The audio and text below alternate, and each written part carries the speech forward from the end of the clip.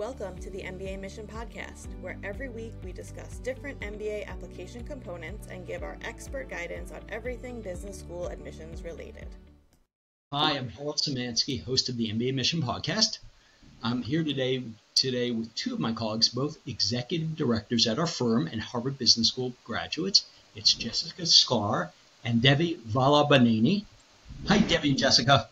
Hi. Hi, Harold. Hi, Jessica.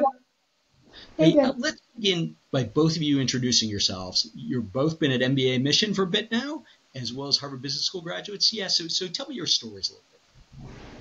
Sure. So I went to Harvard undergrad and really loved it. And then I moved out to LA. I'm from Boston, moved out to LA. And while I was in LA, I was working for a college that was it's a university. I had a graduate school, 5 graduate programs, including an MBA and a college. And it was not well known. It was really not well known. There were 90 undergraduates in all 4 years. So my job was not about rejecting or accepting. My job was about publicizing. So I spent 2 years traveling around the country running workshops on how do you write application essays and how do you clarify your values in choosing a school. And that gave me really good training. So when I decided I should go to business school, I applied to 5 places: Harvard, Stanford, Kellogg, Yale, and UCLA. I got into all 5, which is not a flex. I really just say that because I think it gives me some credibility that, I've been through that.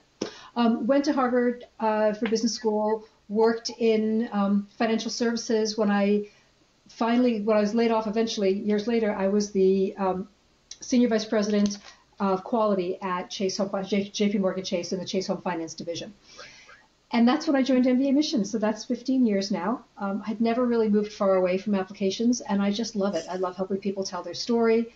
I was an anthropology major. I love that sort of exploration of who people are, what makes them tick. And so I've been here now 16 years, and it's been the best. And thank you, Jessica. And how about you, Debbie? What's your origin story here? Sure, absolutely. I think I always knew I wanted to go into business. I love business. I was just telling a friend the other day that in high school, I read the Lee Iacocca biography and we turned around Chrysler. Yes. And then same thing in high school. There's a really popular book at that point, What They Don't Teach You at Harvard Business School. And and so I knew business was the place that I would end up. So majored in accounting at University of Illinois in finance, have my CPA. So, the quant track. And obviously I love quant and I love all of that, but it's, so then I went applying to business school and, HBS I did everything you're not supposed to do. Applied in the 3rd round and applied, literally I wrote my application in a weekend. And at that point, FedExed it. So, long story short, I got in and it was the, best place for it.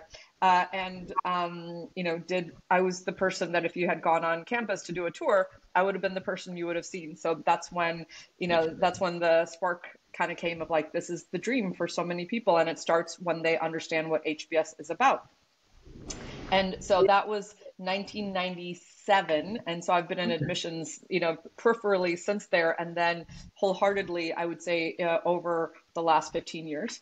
And so for several years, I was what John Byrne calls the gatekeeper in terms of the last person they'd see before a yes or no.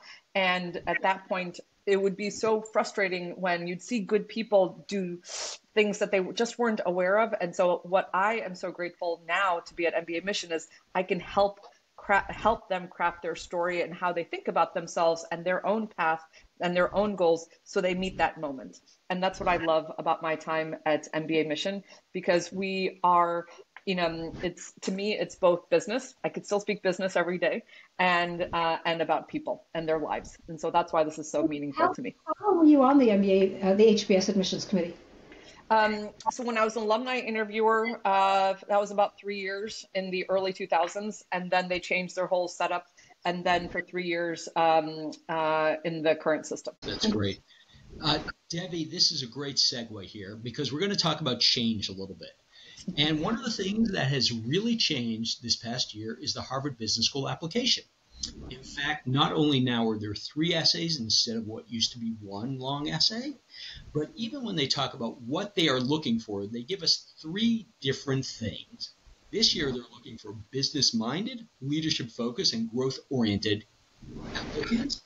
Well, previously they were looking for an aptitude for analytics, being an engaged citizen, and the habit of leadership. So, Jessica, let's turn to you. What's changed? What are you looking about? What is this all about? I'm confused. So it's really interesting when you think about change, because as you said, the last 6 years they were asking this very open-ended, what more? We've seen your recommendations, we've seen your resumes, what more do you want us to know? Going back even earlier than that, though, for years, I would say my first 8 or 10 years, they were asking very structured questions. 3 accomplishments, 3 setbacks, what are your career goals? Like very, very focused one. And so it really has been an evolution. I know we're going to get into the questions in a bit later. So let's talk a little bit about the criteria. I should note also that HBS has a new admissions director who joined in the middle of round 1 last year. So it's nice that she's now putting her stamp on this. And I think it's a really good timing to say she watched the whole process go and now she's making it her own. And obviously not independently, but use that as an opportunity for the school to step back and say, hey, is this still reflecting who we are? And I think to me, the biggest change in the criteria is that the analytical aptitude, habit of leadership, and engaged community citizenship were skill and activity based, right? You had analytical aptitude. That is a skill. A habit of leadership. That's an activity. Can we see that you have been involved? Whereas what they're looking for today, being business-minded, leadership-focused, and growth-oriented, is about mindset rather than about activities or skills. And I think that's exciting because it opens up applicants to writing much more personally about who they are. It also puts a lot more pressure on the rest of the application, right? Because analytical aptitude was never part of the essays, but someone might have been tempted to say, I need to show that in my essays. But now there's just not room. But you're submitting your transcript, and you're submitting your GMAT score, and you're filling out the application. So it's going to put more pressure on the resume, the application, and the recommendations to offer some more of that story that isn't necessarily told in the essay questions.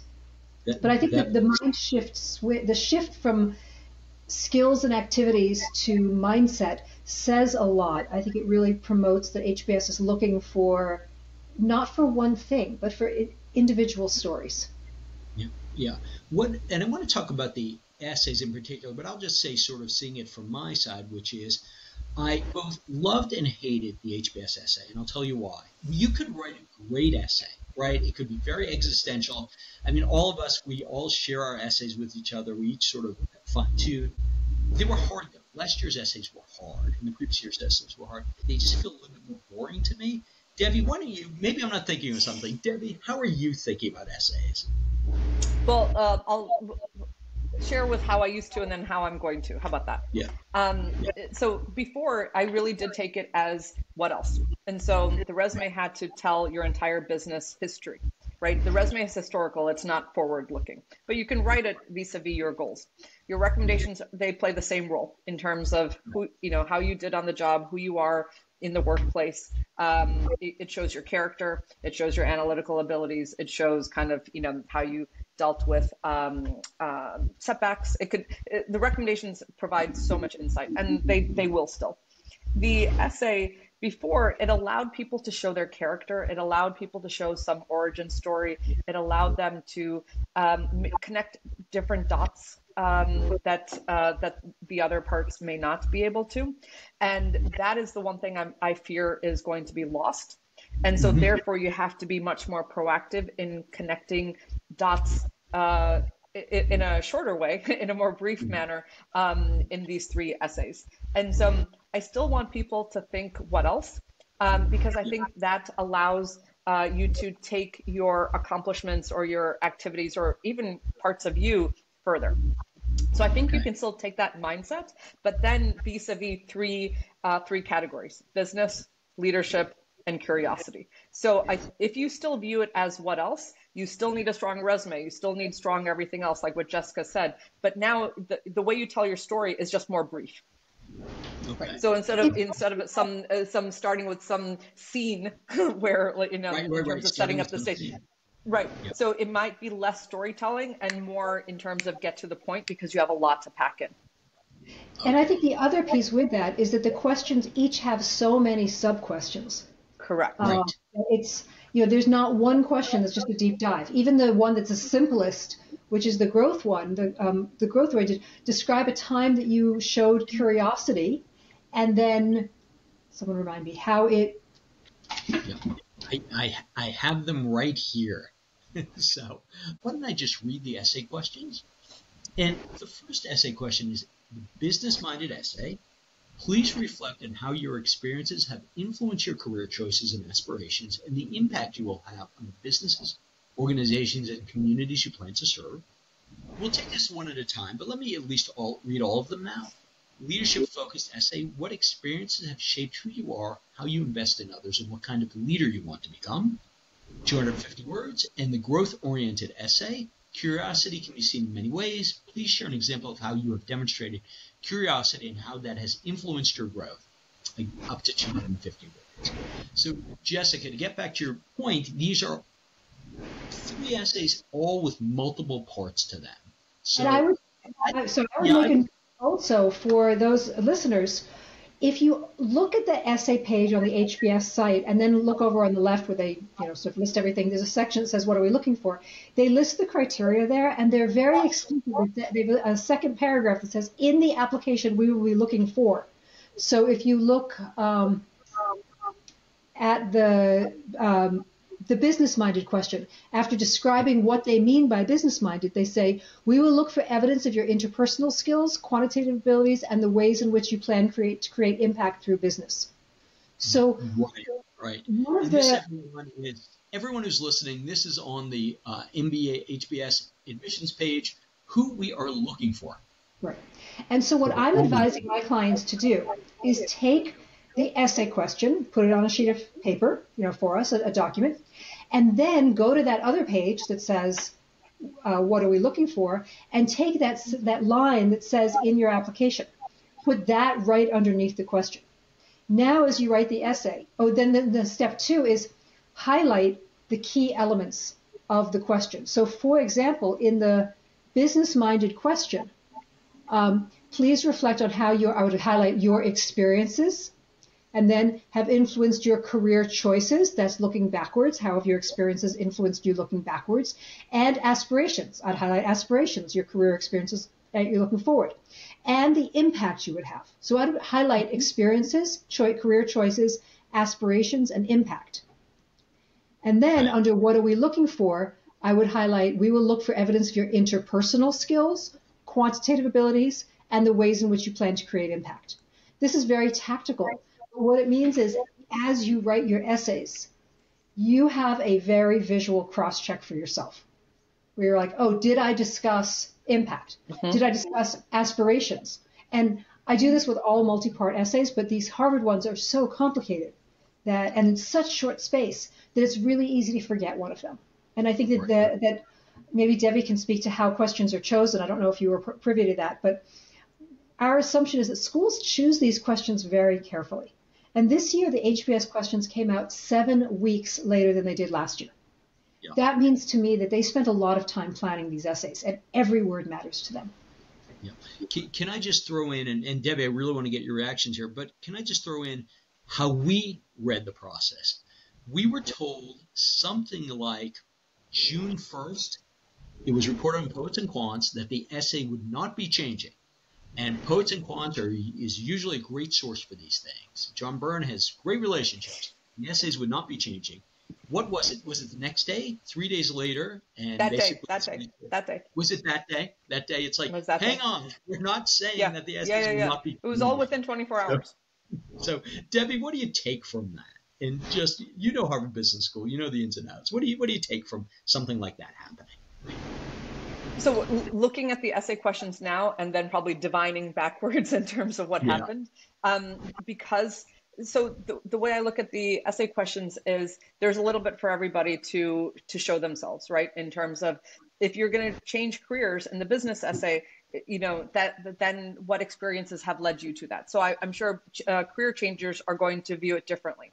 If it's the people who have some big audacious, entrepreneurial idea or some big audacious vision for themselves, then it's probably more on how does this impact on the impact and the future side. So I think they provided a lot of room for interpretation to house all the reasons that somebody goes to HBS. You know what I mean? In terms of, so Right. I think you can calibrate it differently based on your individual story. Devi, you showed the reasons people would go to HBS. Do you anticipate talking about why HBS in these essays? No, not at all. Either. Yeah. I think because it all say the same. Right. And also remember that there is another interview. If you get an interview, there's the post-interview reflection due 24 hours later. And that's where I encourage people to talk about why HBS, because then they've usually had conversation. Absolutely. You can absolutely put that in, especially if your interview went decent, right? In terms of to really reinforce why you like to be there. I also think you should still prepare for it if you get the interview, because it can come up in different ways. So it's one of those things of, do you need it for the essays? No. But do you need it to get in? Yes, probably, because, and it's not just, I like the case method, but specifically why, and in your case, in terms of what specifically at HBS, especially if you have this big audacious career vision, and then you're like, I don't know how HBS is going to, help with that. That would be a little weird to not know, right? And so, I'm glad there was not the 250-word essay, why HBS or something, because that would be 10,000 essays of pretty much saying the same thing. Right. And then I also want to highlight that when we think about looking at the essays overall, or the application as a portfolio, right? So it's not just the essays, but the essays with the resume, with the recommendations, is a whole portfolio. The application itself has some short answer questions. The longest of those is still really short, but it's a 500 character, spaces count, 500 character on what are your career goals. So if you put that one in parallel with the business-minded essay, those two, I would work on those together. So, and I think of them differently as and I want to hear if you agree with this, that the business one, the business-minded essay is almost aspirational. It's looking back, it's looking forward, but it's what do I want to accomplish in the world? The short answer, what are your career goals, is short-term goal, title, company, long-term goal. It's much more tactical. So you're going to be the same person. We often say you should teach them more about you with each essay. Well, not really. You can't have a different goal between those two essays, or essay and answer, but they are different. You describe them differently in those two places. Yeah, if we use healthcare for an example, then you can say, I want to have an operational role in healthcare post, business school, and then I would like to be a COO of a hospital system to reduce waste, or to, so that could be the more tactical side. But in terms of the origin story for why healthcare, maybe include one of your biggest impact that you had on healthcare that allowed you to say, this is really for me, and this is how, the future of healthcare. So I think that's how you can use the essay. I agree. That makes sense. And frequently HBS, when people think about HBS, they think about leadership, a general management education, a CEO education. Devi, how do you think about leadership, particularly when we've all been in a situation when somebody comes to you and, hey, nothing's really screaming out leaders? I mean, what do you do with that? So I will first talk about in terms of how I view leadership vis-a-vis HBS. Yeah. So I think of it as showing good judgment. And because at the end of the day, the case method is all about judgment, making decisions as a general manager, whether you're at a Fortune 500 or at a 10-person startup. It's about how you make decisions. And the case study is all about decision making and refining your judgment, right? And so that's one part of leadership. But we can see that through a lot of the person's resume and recommendations. And so we can see judgment in so many different ways, at least that. In terms of other parts of the more conventional parts of leadership are, maybe managing teams, maybe managing people, projects, budgets, right? In terms of the management of things. But even it's not just management, it's doing above and beyond what you're expected to do. And so that's another form of leadership. And so And then another one could be, well, you're originating things like, or taking community involvement, doing more. And so that's what I'm saying. There's so many different flavors of leadership. The leadership essay gives a lot of freedom to interpret what is your best story for leadership. Okay. Do you know what I mean? It could be, for some people, it could be a really difficult conversation they had to have with their boss or with a client. Sometimes it could be where they went above and beyond to fight for something. Sometimes it could be an initiative that they started. It's still, the second leadership question is as open-ended for a reason, because leadership is that wide for interpretation. So I would think of it as, what are your greatest hits in leadership? And then pair it back to be able to say, what, maybe a different angle that of a story that was covered in your recommendation. Maybe it's your personal viewpoint of what you did. And so that's what I'm saying in terms of, it's the same thing. There isn't just a couple definitions of leadership, and that gives that freedom to the candidate to really show that interpretation. One of the classic interview questions we see is, who's a leader you admire? And so I always think about that from a leadership perspective, because, people often say, well, Bill Gates. Okay, so let's take Bill Gates. What do people admire about him as a leader? It's not monolithic. Some people will admire that he's this incredible risk taker. Some people will admire that he's a philanthropist. Some people will admire that he has faced obstacles and overcome them. Some people will admire the personal growth from being sort of a nerdy guy in his basement to a family man to not so much of a family man. There's been a sort of an evolution. He's probably an amazing negotiator. He probably has this really interesting international. He's very shrewd. Yeah. So there are so many aspects of leadership, and even in one person. So it's not, leadership does not have one definition. And I think to Devi's point, you really have to figure out, what is your leadership and what does that word mean to you? So when we see someone who doesn't necessarily have a big title or hasn't managed teams or hasn't promoted anyone, our job as consultants is to figure out what makes them special, what makes them shine. Maybe it's not an external metric of a title. But maybe it's a very quiet way that they always make sure everyone in the room has their opinion heard.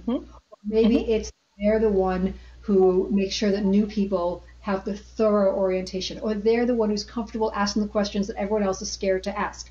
There's leadership in everyone, and our job is to find that. No, that certainly makes sense. And I'll tell you, that is something, if we think with our clients, we talk about our clients, we talk about all these things, you're right, things bubble up. The one thing that I think the question in some ways I'm almost more concerned about, or just sort of don't know where to go with it, is this notion of growth-oriented.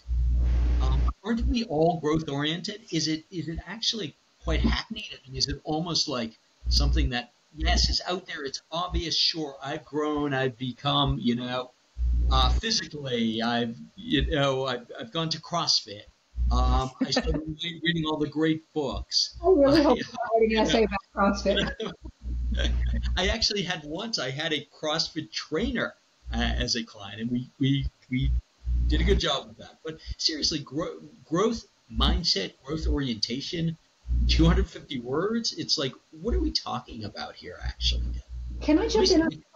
Devi, I'm really passionate about this, and I think to me, it's something that's always been special about Harvard, and especially with the last question, is I feel like they have been pretty clear that they don't expect perfection, they expect growth. And so to me, growth is about learning from your mistakes, being willing to say, I didn't do this well and now I've changed. Now, how that fits with curiosity, I'm still exploring, because that's the specific definition they're giving to growth. But I'm curious, Devi, if you also agree with me that one thing that HBS has encouraged with its old essay and with its emphasis on growth is that they're not expecting static perfection. They know that people have come from someplace and they are going someplace. And if we look back on ourselves, the moments that we've learned the most, they're often from failures and from mistakes. And people who get stuck in those don't grow, and people who learn from them do grow. I absolutely agree. And you can see that a lot through the interview. So if you haven't done the work about understanding mistakes or how you've or setbacks or failures, the term that no one wants to prepare for, a lot of it is, so what did you learn from this? How did that, how did you grow from it? How did that affect you to who you are today? So I think that thought process still holds true here. And so that could be part of it. And then move into how did you use that as fuel to be curious about something or to invest in something. It could be in yourself, it could be in an idea, it could be in something else, it could be in an organization, it could be in a product, right? In terms of it. So it is that using, it could be using a setback as fuel. It could be something that you are also sincerely passionate about, right? I had a client last year who in his free time would review affordable housing markets all around the country.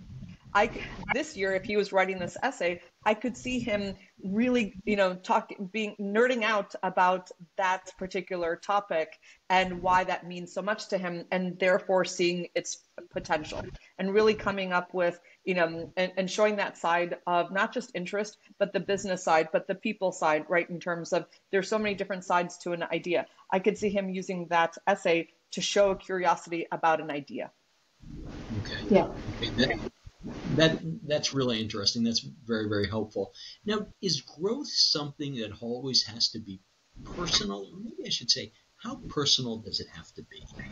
I just gave a presentation on this topic on the HBS essays about an hour ago. I finished, and someone asked a question about trauma.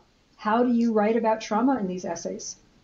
And so I've been thinking about that over the last hour and a half. And to me, I think trauma can have a place if it shaped you. But the essay is about the shaping, not about the trauma. Correct. So you have to mention whatever that trauma was, but it's a springboard for the rest of the essay. It's not, the mistake I would see is people who spend 90% of the essay describing how awful this experience was and then talking about how they grew from it. It should be the reverse.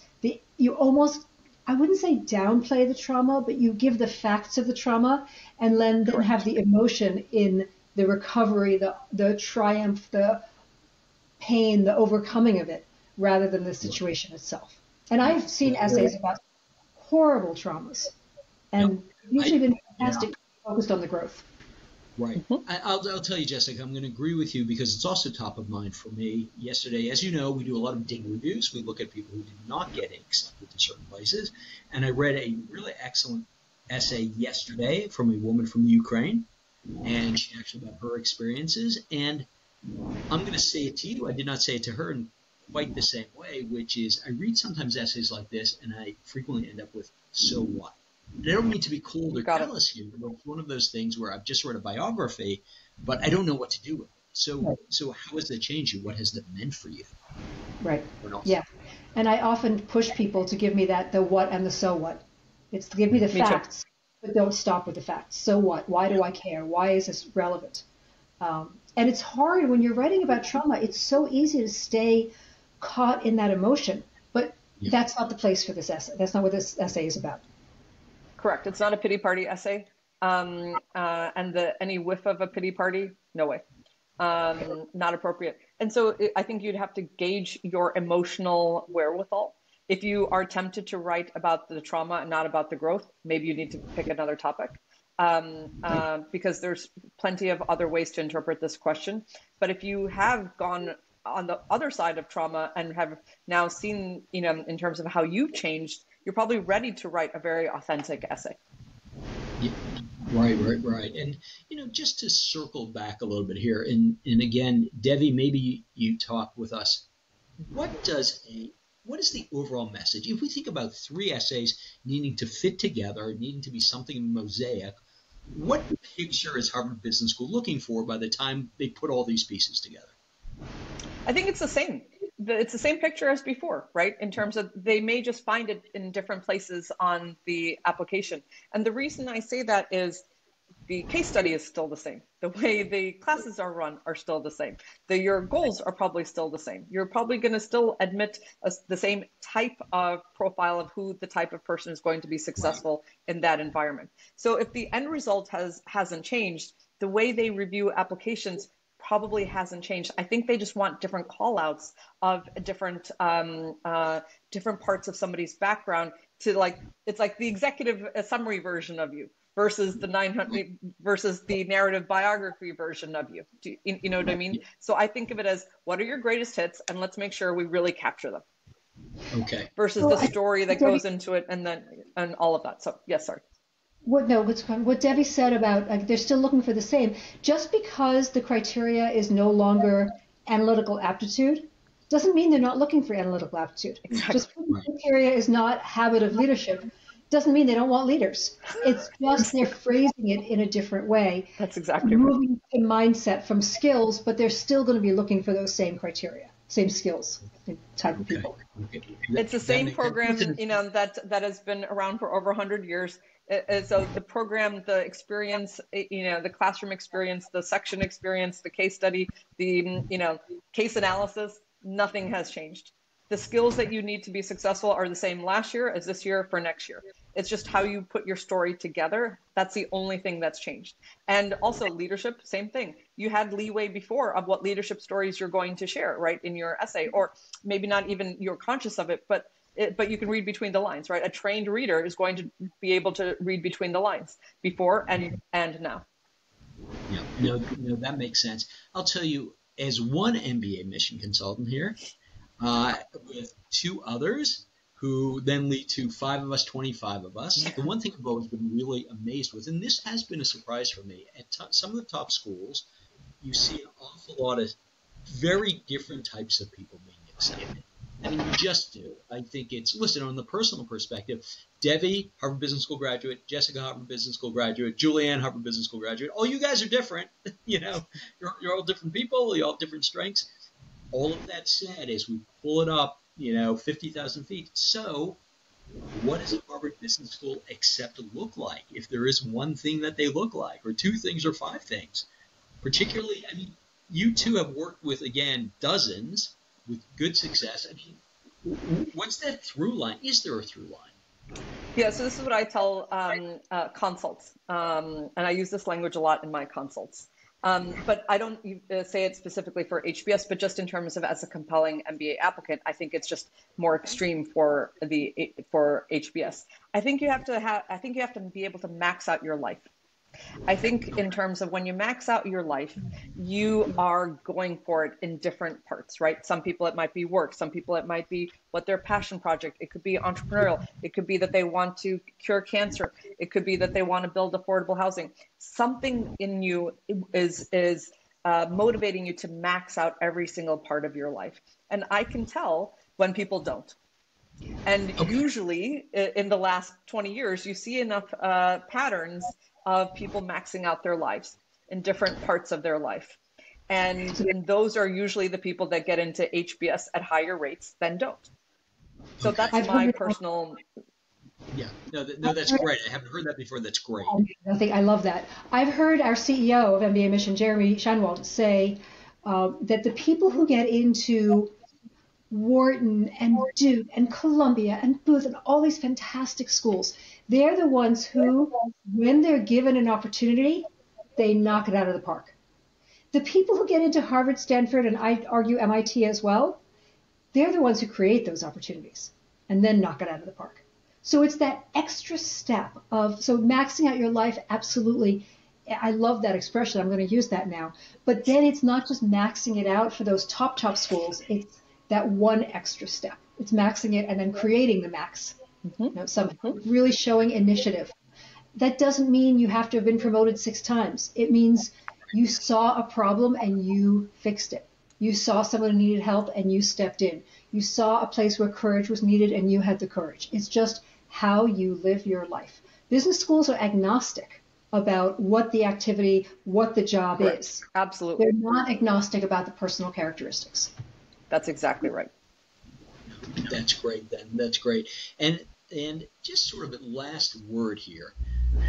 I am a candidate. I am looking at the HBS application for the first time.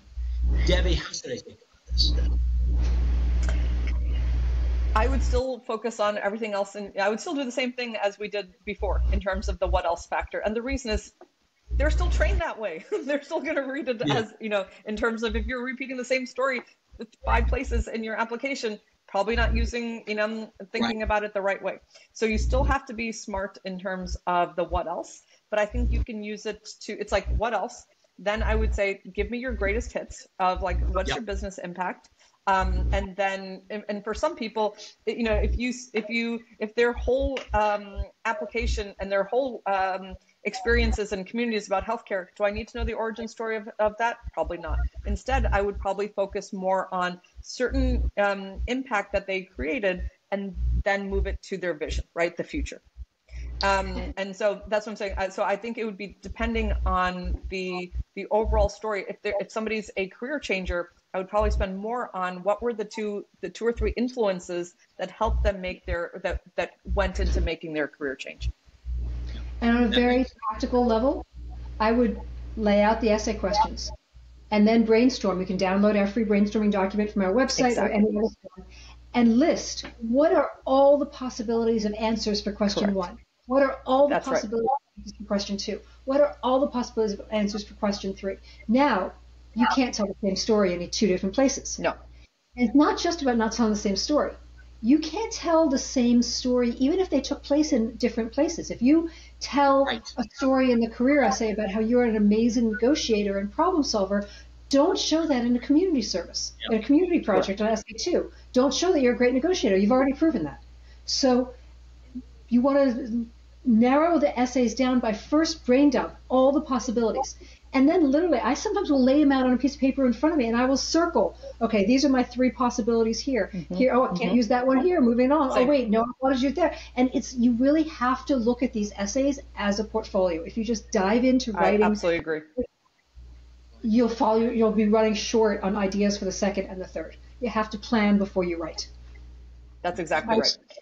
Think, plan, write. Writing comes last. Writing is absolutely last. I think for the leadership, I think the most tricky one will be the leadership one. And the reason is in terms of, because of the three-part question inside. I don't want people to spend most of the time, what kind of leader do you want to be? Like, oh, I'm a leader that invests in people. Well, you just answered the question, like you just used what was in the question. I think here you have to be really compelling to either talk about I don't want an essay about your leadership style. I'd rather see the stories in which you were challenged, which led to your style. Right. Do you know what I mean? In terms of, so that's I think that's going to be the trickiest one. Can I ask a question about the leadership essay? I know we're a little bit out of cycle here, but I've been struggling with this one as I've started brainstorming it, because I've brainstormed a couple of times, and I'm just calling up the exact language here. So what experience have shaped who you are, how you invest in others, and what kind of leader do you want to become? I'm finding that as I work with clients on this, we're also spending time talking about what kind of leader am I already? Because I don't think it's different from what kind of leader you want to become. I think it's a continuum. I absolutely agree. Absolutely agree. I think that's a better way to anchor on the past in this, because in this case, past becomes, future. But that's what I'm saying. If you spend all the time on what you think your future leadership style is, I think you've kind of lost. Okay. Because it's hypothetical. I want to ground it in what I'm doing already as the foundation for what I will do in the future. That's exactly right. And also, you're going to business school to refine your leadership. So how do you know what kind of leader you're going to be today? And that's wasted word count, right? The practicality of it is, don't focus on the future. This is about what has shaped you as a leader, maybe, right? In terms of, or even, I hope a lot of people will use it to show the challenges that they faced, and that what stories have really challenge them as a leader, therefore informing their leadership style, right? Then I learned something about them. Right. Yeah, that makes sense. And I also tell my clients all the time, it's one of the reasons you go to business school is to try out different leadership styles and to sort of figure out, okay, which one works for you, which one doesn't. And with that in mind, just as we're coming to the end here, any last words, Devi, Jessica? I think probably the takeaway point is you have very little space in the essays, so you really have to make every word count and recognize that it is just part of how they're going to learn about you. And it's easy to spend all your time on the essays, but it's so important to look at the application where you have a ton of tiny little short answers. Use that to talk about things you didn't have room for other places. You really I absolutely agree. that for the last minute. I hope this motivates people to really double down on the time they spend on their resume. And thank God we have a lot of resume modules in OnTrack, because to me, as a interviewer, the weaker the resume, the more you have to prep for your interview. And shamelessly, I'm going to say that, but it's also true. Right. And while Harvard interviews are comprehensive, meaning your interviewer will have seen the whole application, many schools, with the exception of Harvard, MIT, London Business School, Wharton, and Darden, and NYU, all the other schools, the interview is blind, meaning the interviewer only ever sees your resume. So that resume has to stand on its own, has to be robust. Devi and Jessica, this is terrific. I hope you'll come back and join me for another podcast. Separately or together. Yes. Oh, really exciting. Well, listen, thank you very much. And everyone, please take a look at all we have happening at mbaMission. We have, whether it's packages, hourly work, a huge number of resources, our new OnTrack offering. By all means, give us a try, give us a call, have a consult for us for 30 minutes. But it's Harold Simansky with Devi Vallabhaneni and Jessica Shklar at mbaMission. Thank you very much. Thanks, Bye. Jessica. Thanks, Harold. See you guys. Thanks for listening to the mbaMission podcast. Be sure to like, share, and subscribe wherever you get your favorite podcasts so you don't miss an episode. We wish you the best of luck with your MBA applications and look forward to helping you on your journey to business school.